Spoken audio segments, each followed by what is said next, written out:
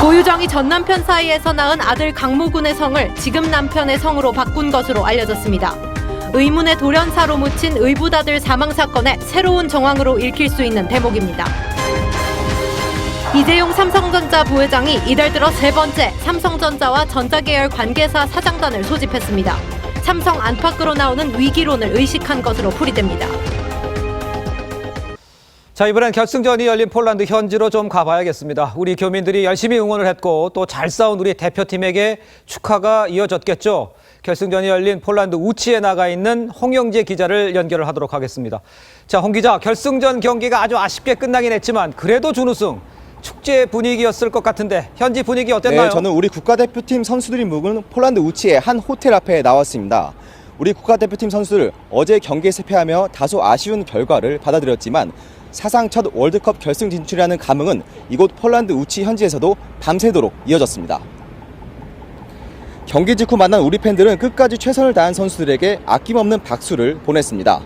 폴란드 한국 교민만 1000명이 넘게 모였고 이웃한 다른 국가에서 온 팬들도 많았습니다. 우리 팬들은 아쉬움을 표하면서도 어린 선수들의 활약에 한국 축구의 밝은 미래를 기대했습니다. 우크라이나 팬들은 사상 첫 우승에 마음껏 기쁨을 누렸습니다. 밤늦도록 우크라이나를 연호하고 국기를 휘둘렀습니다. 시내 중심가에선 폭죽을 터뜨리고 자동차 경적을 울렸습니다. 네, 우리 대표팀 많이 피곤할 텐데 앞으로 일정은 어떻게 됩니까? 네, 우리 선수들은 방금 전인 한국 시간으로 오후 5시 30분쯤 귀국을 위해 바르샤바 공항으로 떠났습니다. 공항에서 간단한 인터뷰를 갖고 지금으로부터 1시간 45분 뒤에 귀국행 비행기에 탑승합니다. 도착은 한국 시간으로 내일 오전 6시 30분입니다. 한국 축구 역사를 새로 쓴 U20 대표팀을 보기 위해 수많은 취재진과 팬들이 몰릴 것으로 예상됩니다. 낮 12시에는 서울시청 앞 광장에서 팬들과 함께하는 환영 행사도 예정돼 있습니다. 당초 카 퍼레이드도 예정됐지만 팬들과의 시간을 늘리기 위해 취소했다고 축구협회는 밝혔습니다. 지금까지 폴란드 우치에서 TV조선 홍영재입니다. 사상 최초로 국제대회 결승에 오른 우리 선수들 뒤엔 열정적인 응원을 보여준 12번째 선수들이 있었습니다. 바로 뜨거운 응원을 펼친 시민들인데요. 경기가 끝난 뒤에는 빛나는 시민의식을 보여줬습니다. 성민혁 기자가 보도합니다. 경기 시작 2시간 전 시민들의 행렬이 끝없이 이어집니다. 우리가 아들한테 이제 좀 좋은 추억을 남겨주고자 태극전사들이 당연히 이길 거라고 확신하고 있습니다. 대한민국 화이팅! 화이팅! 서울 월드컵 경기장이 붉은 머리띠를 두른 2만여 명의 시민들로 가득 찼습니다. 서울 강남역도 붉은 물결은 마찬가지. 첫 우승 기대감에 피곤함도 잊었습니다. 10시도 일찍 왔다 생각했는데 벌써 자리가 꽉 차 있는 거 보고 진짜 대한민국 축구가 열기가 대단하다는 걸 느꼈습니다. 어깨 동무하며 흥을 돋우고 경기 시작 4분 만에 터진 선제골에 폴짝폴짝 뛰며 머플러에 입을 맞춥니다. 시민들은 이렇게 막대 풍선을 흔들며 우리 대표팀의 우승을 염원하는 함성을 외쳤습니다. 경기 결과는 아쉬운 준우승. 그렇지만 어린 선수들에게 박수를 보냅니다. 결승까지 온 것만으로 정말 자랑스럽고 고생해주신 선수들 다 감사드립니다. 하나둘 자리를 뜨면서도 손에는 쓰레기가 들려 있습니다. 깔판을 챙기고 막대 풍선에 바람까지 뺍니다. 저희끼리 이게 응원하자고 모인 건데 이렇게 또 안 치우고 가면은 다른 분들 고생하시니까. 먹고 남은 음식물도 챙겨들고 분리수거장으로 향합니다. 예전 같으면은 밤을 새도 끝나지 않을 일인데 시민의식이 많이 발전하셔서 모아주시고 또 가져가 주셔서 빨리 끝나게 되는 걸 감사하게 생각하고 있습니다. 뜨거운 응원 열기만큼 시민의식도 빛난 밤이었습니다. TV조선 성민혁입니다. 오늘 새벽 대한민국을 들썩이게 한 응원 열기는 거리뿐 아니라 영화관과 술집, 병원까지 이어졌습니다. 함성과 탄식이 교차했던 응원 현장을 황병준 기자가 다녀왔습니다. 서울의 한 아파트 단지. 이미 잠들 시간이지만 절반 넘게 불빛이 환하게 켜져 있습니다. 선제골이 터지자 동시에 터져 나오는 함성. 같은 시각 서울의 한 영화관에서도 시민들이 일어나 얼싸안고 기뻐합니다.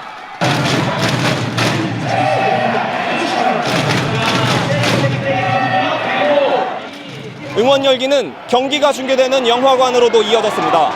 각종 응원 도구를 든 친구들과 가족들이 영화관을 가득 메웠습니다.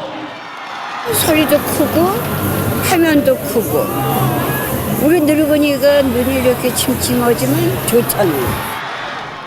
서울의 한 대학가 호프집도 친구 연인들과 335 나온 시민들로 가득 찼습니다. 이 정도까지는 예상을 못했었는데 경기 시작 한 2시간 전부터 계속 들어오셨거든요.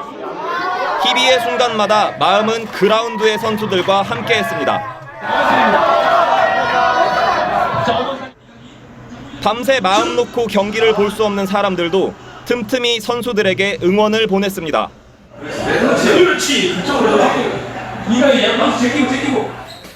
병원과 소방서, 파출소에서도 우리 대표팀을 향한 마음은 다르지 않았습니다. TV조선 황병준입니다. 어제 한국 축구 결승전 경기가 한밤중에 열리면서 야식 시켜 드신 분들 많았을 것 같은데요.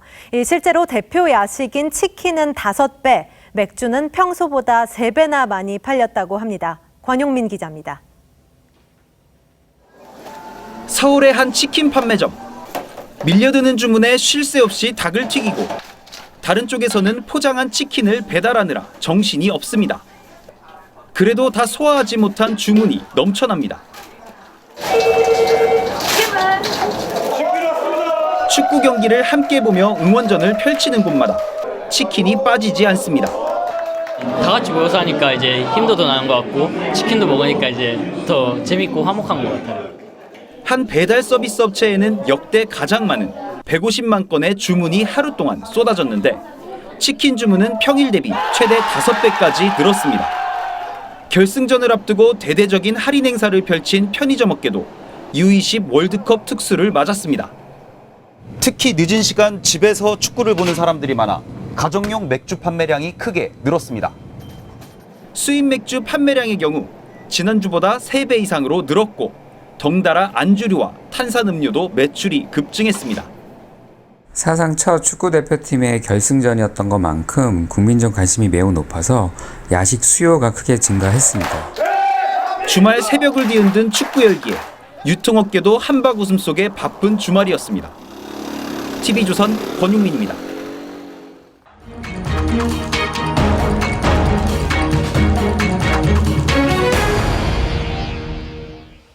전 남편 살해 혐의를 받고 있는 고유정이 전 남편의 성씨를 쓰던 이 친아들의 이름을 재혼한 현 남편의 성씨로 바꿔서 기록한 정황이 포착이 됐습니다. 범죄 심리 전문가들은 이 고유정의 범행 동기와 연관 가능성에 지금 주목을 하고 있습니다. 신준명 기자입니다. 고유정은 전 남편을 살해한 이유에 대해서는 입을 열지 않고 있습니다. 경찰이 최근 고유정의 범행 동기를 추정할 수 있는 새로운 정황을 포착한 것으로 알려졌습니다. 고유정은 지난달 18일 전 남편과 낳은 친아들을 데리고 제주의 한 놀이방에 갔습니다. 고유정은 놀이방 방문 기록에 아들의 이름을 쓰면서 숨진 전 남편 A씨의 성씨가 아닌 현 남편 B씨의 성씨를 적은 것으로 전해졌습니다. 전문가들은 전 남편과의 관계를 부정하는 점에서 범행 동기와의 연관성이 있다고 분석합니다. 법원이 비록 면접 교섭권을 선고했지만 난 용인할 수 없다. 이런 이제 어떤 범행 동기와 연관성이 있는 부분이라고 보이고요. 경찰은 고유정이 전 남편 때문에 재혼 생활에 문제가 생길까 봐 불안해했다고 밝혔습니다. 재혼한 현재 남편과의 결혼 생활이 깨질 수도 있다고 생각하는 등 극심한 불안 때문에 범행하였을 가능성이 있다고 판단됩니다. 검찰과 경찰은 지난 3월 고유정의 집에서 의붓아들이 질식사한 사건에 고유정이 연관됐는지를 조사하고 있습니다. TV조선 신준명입니다. 자, 울릉도 하면 가보고는 싶은데 참 멀게 느껴지는 게 사실입니다. 공항을 만들어서 하늘길을 연다는 이 반가운 소식도 있었습니다만 2025년에 이 공항 문을 연다는 계획인데 이르면 내년 상반기에 첫 삽을 뜬다고 합니다. 주민들은 공항 건설을 반기면서도 환경 오염을 걱정하고 있습니다. 지선호 기자입니다. 지난 한 해 35만 명의 관광객이 다녀간 울릉도. 하지만 3시간여 배를 타야 겨우 들어갈 수 있습니다. 묵호항에서 배로 이제 왔는데 바람이 조금 있어서 아주 배멀미를 심하게 했습니다. 고생 많이 했어요. 파도가 높은 날이면 발이 꽁꽁 묶였던 울릉도에 하늘길이 열립니다. 울릉도 사동항에 1.2km의 활주로를 놓아 소형 공항을 만드는데 50인승 프로펠러 항공기의 이착륙이 가능합니다. 공사는 인근 가두봉을 절개해 바다를 채우는 방식으로 진행됩니다. 매립지의 수심이 깊다 보니 굉장히 난공사가 예상이 되고 또 기상 변화에 따른 부분도 있어서 이 점에 굉장히 신경을 써서 공사를 수행해야 될 것 같습니다. 항공편을 이용하면 서울을 기준으로 이동 시간이 6시간에서 1시간으로 단축됩니다. 근접성이 좋아지면 그만큼 훼손도 많이 된다고 생각하시는 분들도 있어요. 그래도 비행장 생기면 좋다는 분이 다수예요. 울릉공항 사업은 올해 말 사업자가 선정되면 내년 4월 착공해 2025년 개항할 예정입니다. TV조선 지선호입니다. 국회 정상화 협상이 경제청문회 개최 여부에 대한 이견으로 또 결렬됐습니다. 이러자 여야 사당은 한국당을 빼고 국회를 열겠다는 입장이지만 이 사실상 안건 처리가 불가능해서 이미 82일 동안 이어진 국회 공전 계속 이어질 전망입니다. 보도에 김보건 기자입니다. 협상 막판 최대 쟁점은 경제청문회 개최였습니다.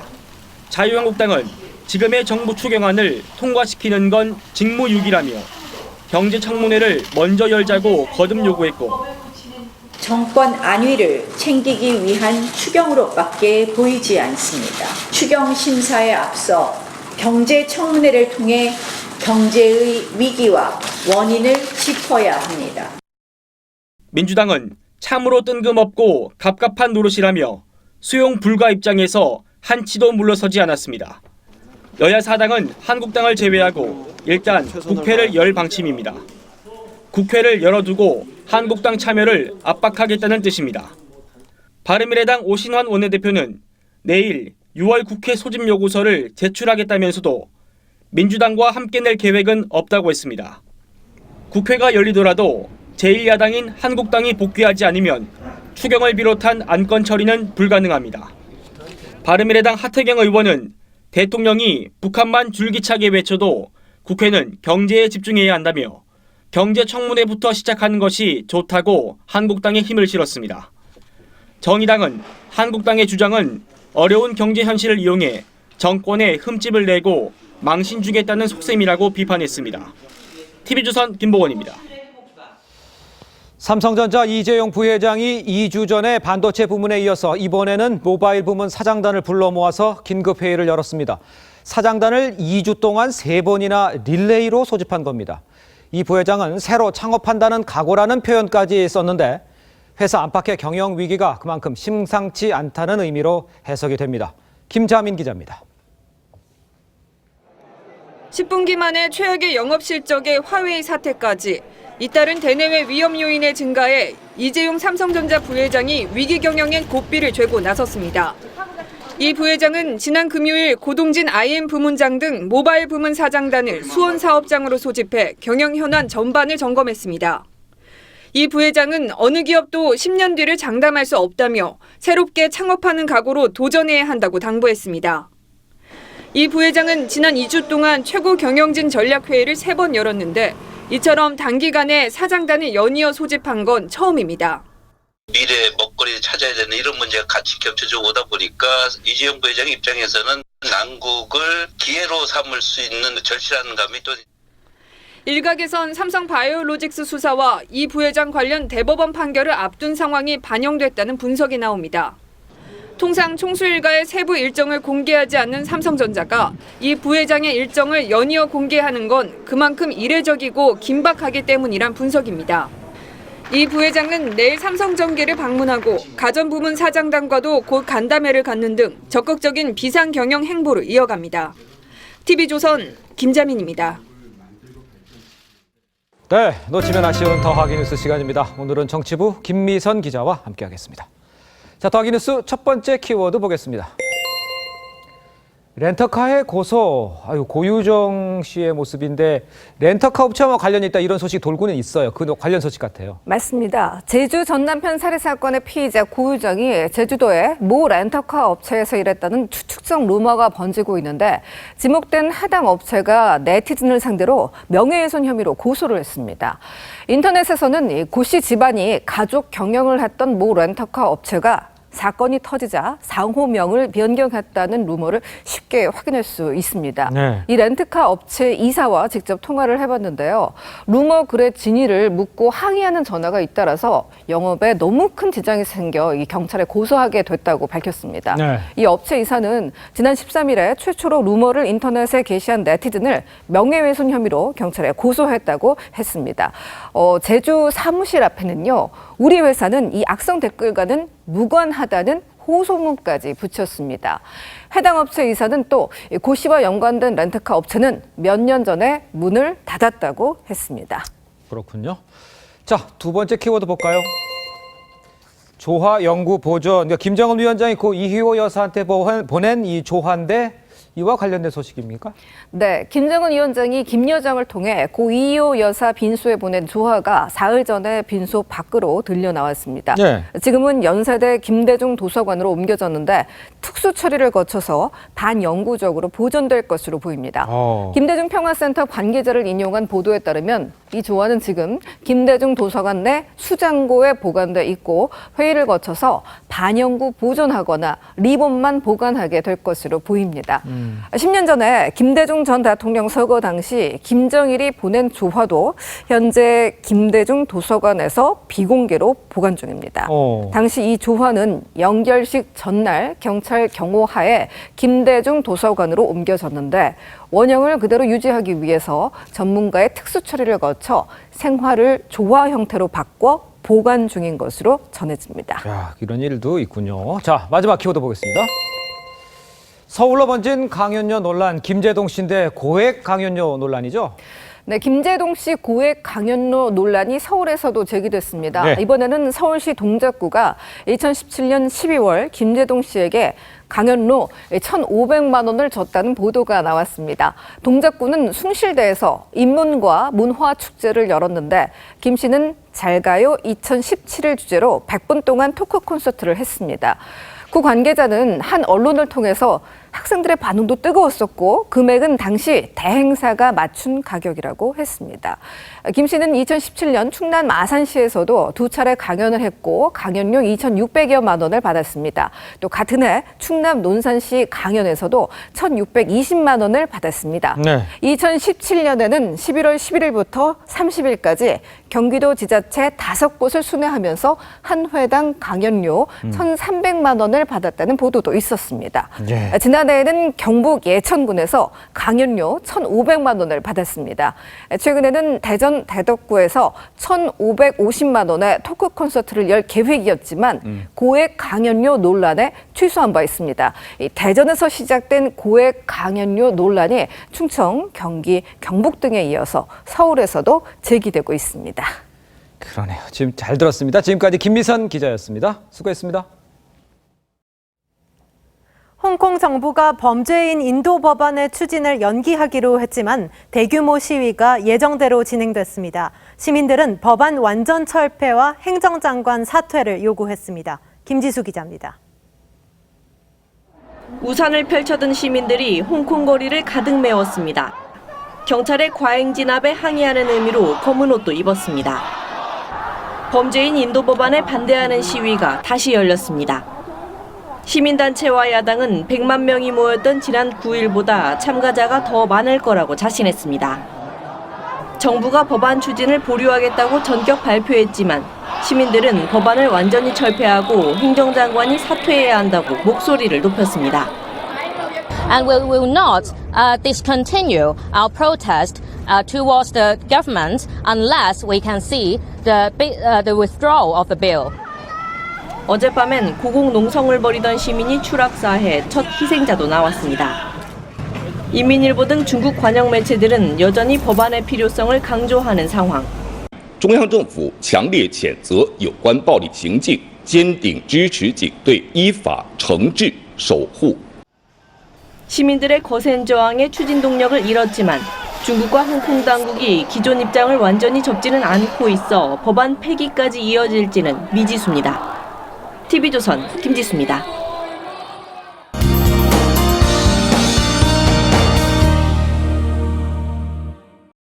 충북과 남부 내륙은 내일 새벽까지 산발적으로 빗방울이 떨어지겠고요. 월요일 출퇴근길 날씨로 인한 불편함은 없겠습니다. 내일은 전국에 가끔 구름이 많다가 낮부터 맑아지겠는데요. 서울 아침 18도로 시작해 낮 기온 26도로 오늘과 비슷한 초여름 날씨가 이어지겠습니다. 특히 낮 동안 햇볕이 강해지면서 자외선과 오존 농도가 짙어질 것으로 보여 야외 활동 시에는 주의가 필요하겠습니다. 현재 전국적으로 대기 확산이 원활해 공기질 쾌청하고요. 청정한 대기 상태는 내일도 계속 이어지겠습니다. 다가오는 화요일과 수요일에는 중부와 경북 지역에 비 소식이 들어있고요.